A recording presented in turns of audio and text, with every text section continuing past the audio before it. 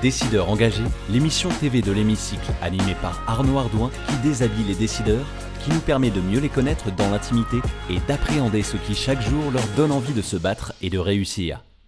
On se dit tout, vous connaissez notre rendez-vous pour partir à la rencontre de ceux qui transforment le monde, décideurs, décideuses, pour peut-être aussi lever un coin de voile sur leur parcours, leurs histoires, leurs galères, leurs joies et leurs passions. On accueille aujourd'hui Benjamin Habitant. Bonjour Benjamin. Bonjour Arnaud. On est ravis de vous accueillir.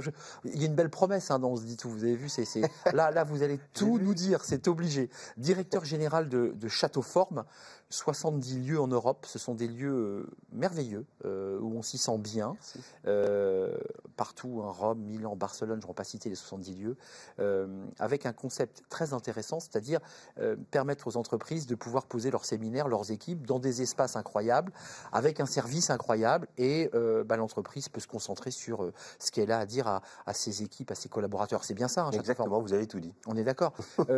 Comment, Benjamin, parce que c'est intéressant de parler de son entreprise, j'allais dire c'est assez facile parce qu'on en parle, on est passionné, mais vous êtes qui, Benjamin? Comment on arrive à Château Forme? C'est quoi votre histoire? Château Forme, déjà, c'est une affaire familiale. C'est une entreprise familiale qui a été créée par mon père en 96, qui est un entrepreneur multirécidiviste. C'est un drôle de mot, ça, multirécidiviste. Vous me faites peur. Benjamin, vous me faites peur. Non, il l'a chevillé au corps. Particularité, il s'est employé dans beaucoup de domaines d'activité très différents.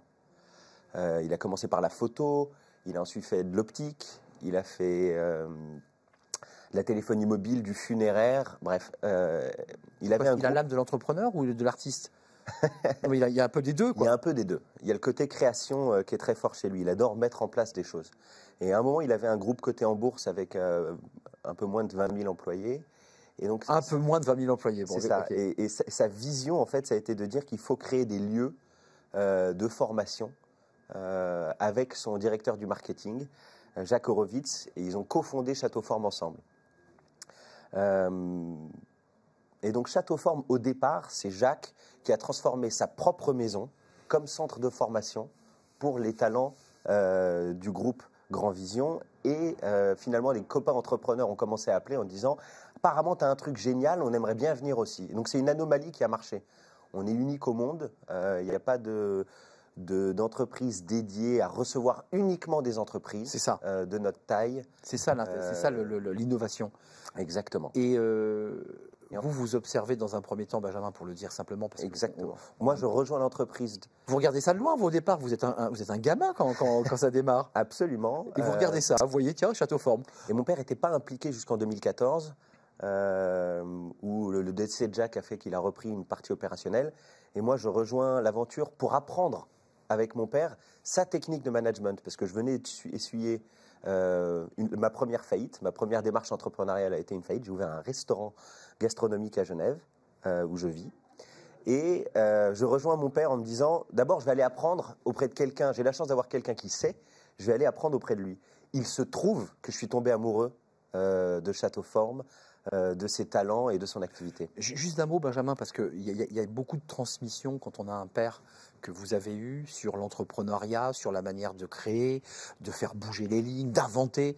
Vous avez quand même l'âme de l'entrepreneur, Benjamin, parce que l'air de rien, même si vous avez vécu un échec, qui est souvent d'ailleurs très formateur, il y a chez vous comme ça de l'entrepreneur, non? Enfin, il y a de ça, non? Et je pense que la part de l'inné ou de l'acquis sur ce sujet est difficile, mais c'est vrai. J'ai entrepris depuis le lycée et j'ai fait des études là-dedans et j'étais passionné par comment est-ce qu'on met des énergies en mouvement, que ce soit un projet associatif ou un projet professionnel. Oui, c'est ça qui est intéressant. Et d'ailleurs, souvent chez l'entrepreneur, peu importe finalement la thématique, ce qui est intéressant, c'est de réunir, de créer, de faire bouger, de créer de la valeur. C'est ça aussi l'entrepreneur. Absolument. Et ça, vous le portez en vous. Aujourd'hui, votre père est impliqué, vous êtes impliqué évidemment en tant que directeur général. C'est quoi la partie la plus agréable de votre métier? Parce que dans chaque métier, il y a une partie qui est parfois un peu douloureuse. Mais la partie agréable de votre métier, c'est quoi? Celle qui me fait le plus vibrer, c'est la partie passion, c'est-à-dire échanger avec les équipes sur le sens de ce qu'on fait. Pourquoi on fait ce qu'on fait? Quelle est notre vision? Et pourquoi j'ai choisi Château Forme? J'ai pas choisi Châteauforme parce que c'était une de nos aventures familiales. J'ai choisi Châteauforme parce que dans notre volonté qu'on a tous à différentes échelles d'améliorer et d'apporter quelque chose au monde, je crois vraiment à la mission de Châteauforme. Ça vous oblige effectivement, dans votre storytelling, là on le vit ensemble, on se dit tout, de l'expliquer ça, de dire attendez, je viens pas parce que mon père a été l'associé actionnaire, non, j'y viens parce que moi j'y trouve un sens et je vais vous expliquer pourquoi c'est important. C'est ça le storytelling. Exactement ça. Ça c'est très intéressant, très intéressant. Quand vous avez fermé au Châteauforme et que vous rentrez chez vous à Genève, ou sur les hauteurs de Genève, c'est très beau parce que la montagne est à côté. Qu'est-ce que vous faites? Vous prenez un livre, vous allez vous balader, vous allez faire du running autour du lac, vous allez traverser le lac à la nage. Qu'est-ce que vous faites aussi pour vous ressourcer? Tout le monde se ressource. Deux choses principalement. J'ai besoin de m'enrichir d'expériences fortes, puisque le métier de Châteauforme, c'est de faire vivre des expériences aux collaborateurs des entreprises pour les unir, pour leur donner des souvenirs partagés. Et donc, j'aime aller vivre des expériences fortes. J'ai fait vitesse, parachutisme. Plutôt autour de la rencontre. La dernière expérience très forte que j'ai fait pour la première fois, je suis allé à Burning Man aux États-Unis cet été. Burning Man. Et ça a été une grande révélation pour moi. Ouais. C'est-à-dire que c'est espèce, pour ceux qui ne connaissent pas, c'est espèce dans un désert. Dans le désert, un rassemblement de 100 000 personnes autour de la créativité. Un mélange de Mad Max, de folie artistique. Absolument. De délire, de délire. Exactement. Mais vous étiez habillé comme ça à la ville. Non, vous étiez... Pas exactement. Non, on est d'accord. Donc on on se prépare pour aller au Burning Man. C'est une expédition. C'est comme une expédition sportive, aller au pôle Nord, puisqu'on doit être 100% autonome en nourriture, en eau. Donc c'est-à-dire camping-car? Tente. Tente. Ah, vous avez fait le Burning Man en tente. Sac à dos? Plus que ça, remorque derrière un pick-up. Ah, pick-up, remorque, tente. Ouais.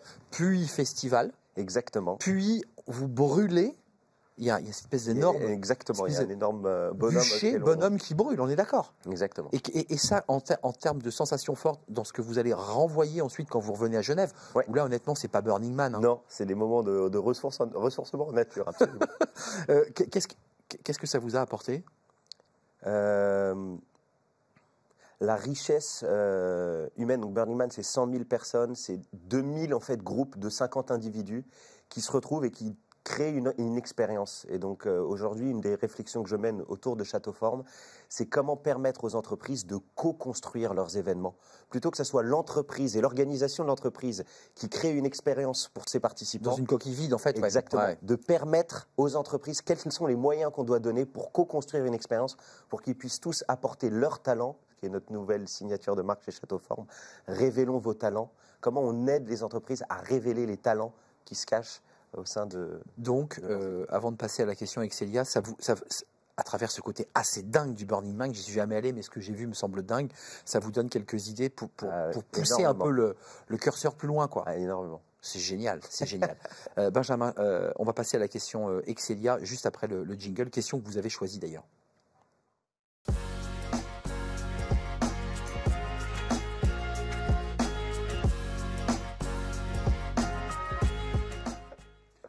Benjamin Habitant, directeur général de Châteauforme. C'est la question que vous avez choisie. Excelia, c'est un groupe d'enseignement supérieur de plus de 5000 étudiants, de 40 000 diplômés sur 5 sites différents. La question que vous avez choisie, c'est intéressant. Que mettez-vous en place pour donner plus de sens, et ça fait écho à ce qu'on vient de se dire, à vos collaborateurs ou partenaires au quotidien dans leur mission, et comment vous faites pour valoriser leurs actions? Déjà, chez Châteauforme, la nature de notre métier fait qu'il n'existe pas de procédure assez complète que je puisse vous remettre en vous disant c'est comme ça qu'on gère un château quand on reçoit des équipes, des collaborateurs pour répondre à toutes leurs envies. C'est trop divers. Et ensuite, c'est aussi une conviction qu'on ne gère pas par les règles, mais par les valeurs. Donc on a un système de valeurs, on en a 6. On a un système de management qu'on appelle la pyramide inversée, avec le client comme patron. Et une volonté de gérer comme cela. Ce qui fait se ressent au quotidien, je m'excuse, mais ça veut dire que quand on entre chez vous, on est pris en main, on est pris en charge, on est accueilli, on est accompagné. C'est ça que cherche le client. Tous les talents de l'équipe, du casserolier à la maîtresse de maison en passant par le couple d'hôtes, il faut que nos talents sachent pourquoi ils font ce qu'ils font. Et donc, une de nos injonctions, c'est que si vous ne comprenez pas pourquoi vous devez faire quelque chose, vous ne le faites pas. Je vous en supplie, ne le faites pas. Parce que ça permet à votre leader de se poser la question du sens. S'il ne vous donne pas le sens, il faut lui renvoyer ce message. Ne faites pas ce que vous ne comprenez pas. Donc ça, c'est une partie. Ensuite, il y a le sens plus grand de pourquoi on se lève. Ça, c'est dans l'action au quotidien. Et le sens plus grand de pourquoi on se lève tous les matins. Chez Château Forme, on a tous... Rejoindre Château Forme, c'est un projet de vie. La plupart de nos maisons sont gérées par des couples qui emménagent dans les châteaux avec leurs enfants et qui vivent sur place.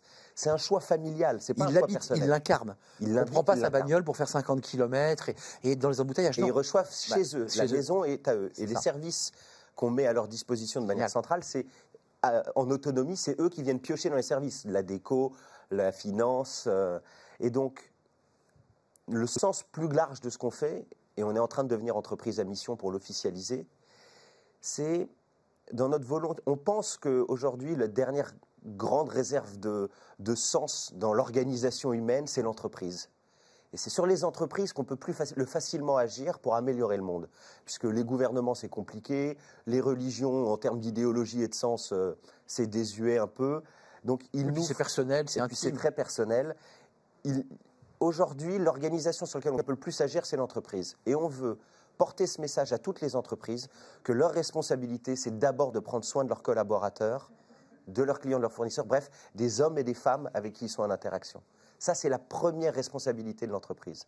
Et donc, en recevant les entreprises dans un cadre différent pour leur permettre de mieux se connaître et en les recevant d'une manière où nous, on essaye d'être une source d'inspiration, c'est ambitieux, mais en tout cas, on veut démontrer qu'il y a un modèle différent et que les entreprises et le monde entier se porteraient mieux si l'attention était sur les hommes et les femmes de l'entreprise, les communautés de l'entreprise. Benjamin, juste d'un mot, c'est-à-dire que ce discours extrêmement care d'accompagnement, je parle de vos collaborateurs, je ne parle pas de vos clients là, vous devez avoir des retours incroyables, c'est-à-dire moins de déception et moins de désillusion, parce qu'on a beaucoup aujourd'hui de patrons qui vous disent « moi, j'arrive pas à tenir mes collaborateurs, c'est compliqué ». C'est peut-être parce qu'il n'y a pas cette méthodologie-là sur les valeurs. Je ne dis pas qu'on est parfait, oui. Mais il y a de ça quand même. Mais il y a de ça, et on a un niveau d'engagement. J'ai eu la chance de faire quelques autres entreprises avant Château Forme que, à ma petite expérience, je n'ai jamais vu. C'est-à-dire que quand je dis que c'est un choix de venir travailler chez Château Forme, on passe énormément de temps ensemble.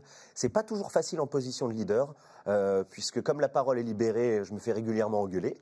Mais ça permet d'avoir... Ça bouge, il y a du va-et-vient. Absolument. Et puis les gens, on fait des postes autour des talents et on ne cherche pas un talent à faire rentrer dans un poste. Donc on a une mobilité interne incroyable. On a un chef comptable qui est devenu chef de cuisine. Et puis ce qui crée de l'engagement aussi pour tout le monde. Tout le monde est acteur de Château Forme et il ne se sent pas désengagé dans le quiet quitting. Le fameux quiet quitting. Mais on espère d'ailleurs être une solution pour les entreprises qui souffrent de ce genre de problème d'engagement. Je vous invite, venez en séminaire, venez vivre ce que c'est que de vraiment connaître vos équipes. On va venir, et c'est la question Divine qui révolutionne le monde du vin. Vous allez le voir, parce que évidemment le vin on le boit avec modération, mais cette méthodologie, cet outil Divine transforme un peu le rapport qu'on peut avoir au vin. C'est la question que vous avez choisie, c'est notre partenaire Divine.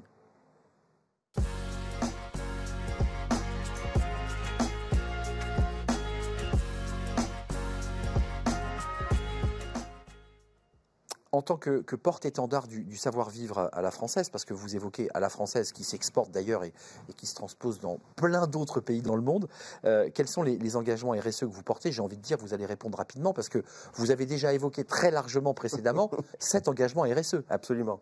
Je veux juste saluer Divine, qui est un de nos partenaires et qui est aussi dans plein de nos maisons. Notre engagement RSE... dans le sens du savoir-vivre à la française, je vous ai parlé de la partie sociétale qui est notre plus gros levier d'action. Vous allez me parler de l'environnement. Il y a un sujet aussi là. La Château Forme réhabilite principalement le patrimoine français. On a une quarantaine de lieux en France, dont 30 châteaux, à qui on donne une deuxième vie, qui sont souvent dans des destinations qui ne sont pas touristiques et dont on fait profiter... c'est un choix stratégique. C'est un choix stratégique. C'est des centaines de milliers de participants chaque année qui peuvent utiliser ces châteaux. D'ailleurs, pas comme on les visite, mais plutôt comme on les utilisait autrefois. On y vit, quoi. On passe pas. Exactement. Ça, j'adore. Donc ça, c'est une de nos missions et on le fait dans d'autres pays aussi quand il y a du patrimoine à réhabiliter.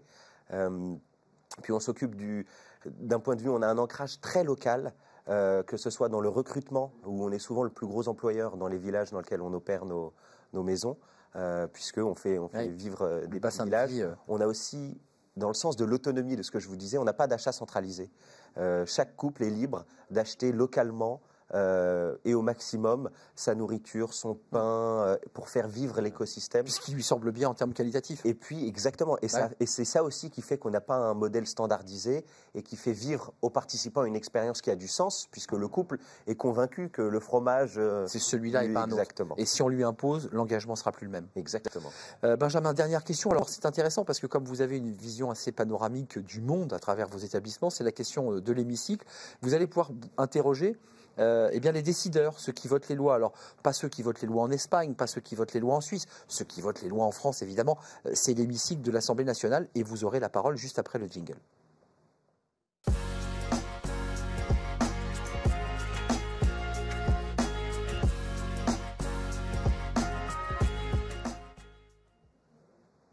Question. Vous avez la parole, Benjamin.